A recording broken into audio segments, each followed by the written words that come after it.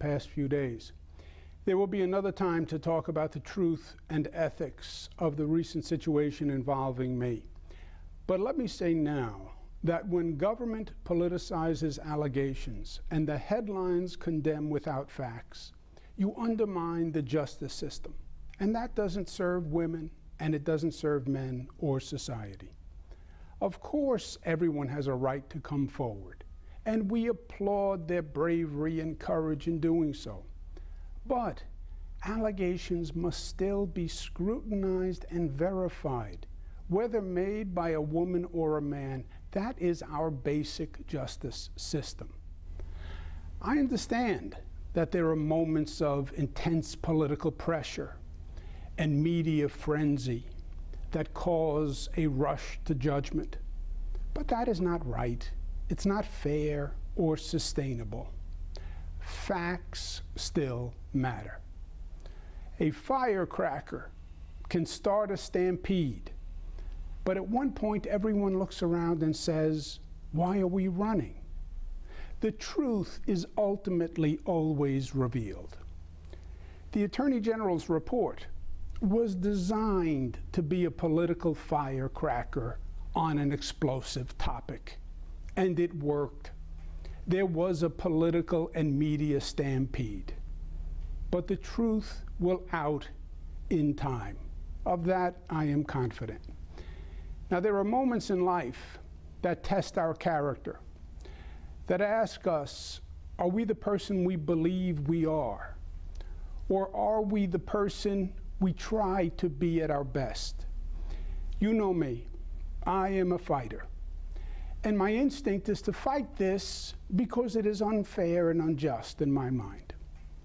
But you also know that I love New York, and I serve you. That is the oath that I took. And in this moment, I believe the right thing is that my service come first. Prolonging this situation could only cause governmental paralysis, and that is just not an option for you and not an option for the state, especially now. There is real work to be done, and it will require government to function at the highest level. What we do now is more important than what we have done as a society in generations. What will New York State be in the future? No one can tell us, because it depends on what we do now. Our actions will determine our future. We must keep people and businesses thriving in this state. Crime must be controlled, and we have to be smart about it. No governor in the nation has passed more progressive measures than I have. But I disagree with some people in my own party who call to defund the police. I believe it is misguided. I believe it is dangerous. Gun violence and crime are savaging inner cities. Look at New York City. The majority of victims are poor, black, and brown. Reforming police must be the goal. Ending discrimination by the police, ending the unnecessary use of force, and then building back trust and respect between the police and the community they serve. That's the real answer. And that is easier said than done. But it's also the truth and the right way forward. Our state's economic competitiveness is vital. Demonizing business is against our collective self-interest. Taking actions that cause businesses to flee the state, taking jobs with them, only weakens our tax base and our ability to do good things for people. We can address income inequality without ending incomes. Taxes can be reduced right away if Washington does what they promised New Yorkers they would do and repeal the so-called SALT tax. That would lower New York's taxes $15 billion per year. That would make a major difference and frankly dwarf all of the other federal aid programs. It should have been done 8 months ago. We're going to have to fight to make it happen. but we must wage that fight. Let's remember what made New York State the Empire State in the first place. New York's historic success was not a process of evolution. It didn't just happen. We weren't born this way. We were born of vision and daring and competence. We built the canals, the roads, the bridges, an education system, and the economy that made us the greatest state in the nation.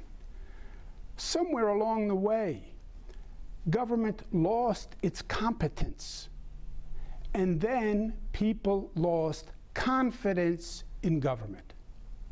But today is a different day. We have reason to believe in New York's future based on what we have accomplished together. We've shown potential.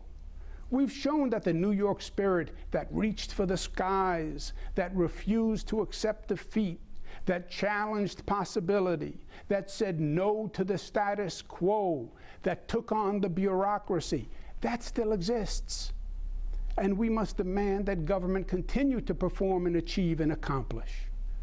We've embarked on the most aggressive green energy plan in the nation. Not talk, action. Hundreds of projects all across the state starting now. New transmission lines for a green grid. We are rebuilding our upstate airports. Buffalo is building back. A new LaGuardia airport, first new airport in the nation in 25 years. A new JFK airport. A new Penn Station to end the hellacious conditions of Penn Station. More affordable housing than ever before.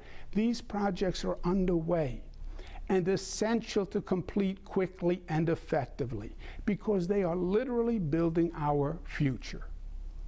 We cannot go back to the old days when government talked and government debated and government issued a lot of press releases about what they were doing, but they never made a difference in people's lives, and they never improved, and they never built. It's not what we say in life that matters. It's what we do. And the same is true for our elected officials and our government. We have developed over the last decade a new paradigm of government in this state. A government that actually works, and actually works for people. It sounds simple, but it's all the difference in the world. We cannot go backwards. We must focus on the immediate threat, which is the Delta variant and COVID. And I'm very concerned about this personally. Please don't forget what we learned together last year. And don't forget what we accomplished. We went from the highest infection rate in the nation to the lowest. We did what no one thought could be done. Why? Because when the rest of the nation put their head in the sand and denied science and played politics, we faced up to the facts. And we made the tough but necessary decisions. And while our infection rate went down, other states have been going up. And now the situation is reversed. New York has one of the lowest infection rates in the nation. And other states are seeing rapid increases. It's sweeping Florida, Texas, Alabama, Arkansas, South Dakota, and more. So now we must realize the reality that the spread will inevitably affect us. And we have to act before it becomes critical. Here's my advice. School opening is approaching. Teachers must be vaccinated for their protection and for our children's protection. Masks must be required in high-risk areas, and private businesses must mandate proof of vaccination for large gatherings. Now, this simply will not happen without a state law mandating that it happen. Local politics are too intense. Private businesses cannot and will not enforce the law. Local police must be mandated to do that. But we must take these actions. Let us remember, political procrastination is COVID collaboration. We know the choice is between the politically contentious or the medically infectious. You decide which is worse. The most important lesson I've learned in the past 15 years, and the one that gives me the most hope, is my belief in the essential intelligence and goodness of the people of this state. I said when I started, I work for the people. I work for you. And to me, that is everything. My faith has been in the people, not the politicians, and not even the political system. I know too well the flaws of the political system. I believed and still believe that New Yorkers, informed with the facts, when they believe the facts, when they believe they're told the truth, they will do the right thing, even when it's hard. I went to you when we had to tackle the moral and legal question of marriage equality and equal rights for the LGBTQ community, and you made the right decision. And you led the nation in changing policy. I went to you when we needed to address the difficult issue of gun safety and mass killings and banning assault weapons. And yes, it was hard. And you did it, and we saved lives. I went to you when we needed to address the problem of struggling families to raise the minimum wage for millions of New Yorkers so they could have a better life. And you did it. And the overall state economy grew. I went to you when we had to stand together to attack racism and anti-Semitism, because it's not who we are and it's not what we believe. I went to you when we needed to stand strong against the COVID beast. I went to you to wear a mask and stay home and take a test and get the vaccine, and you did. Every time, without fail, the people of New York have done the right thing. They have chosen inclusion over exclusion, hope over fear, and love over hate. It's not easy, but it's possible. And I know it's true because you proved it. You are the you in unity, and New York chooses unity over division every time. I believe that for New York, the best is yet to be, because I believe you will make it so.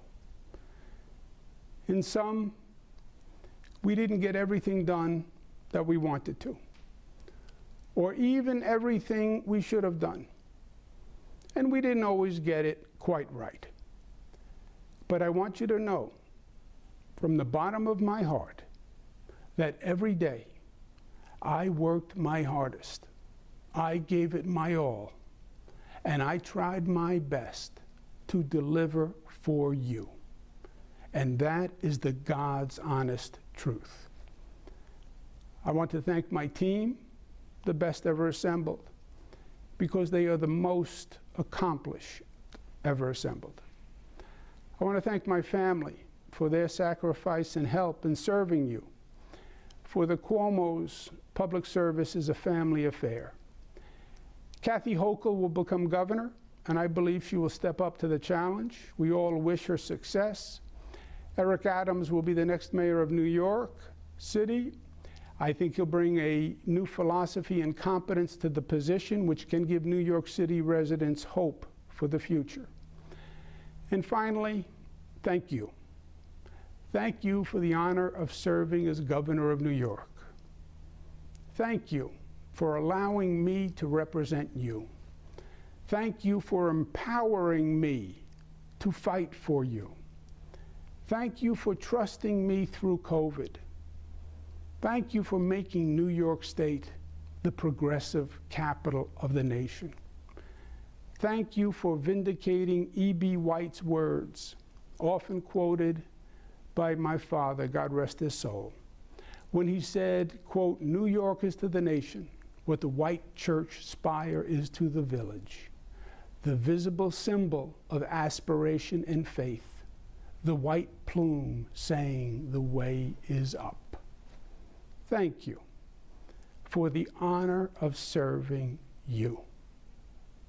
And never forget, always stay New York tough, smart, united, disciplined, and loving. It's the essence of what makes New Yorkers so special. God bless you.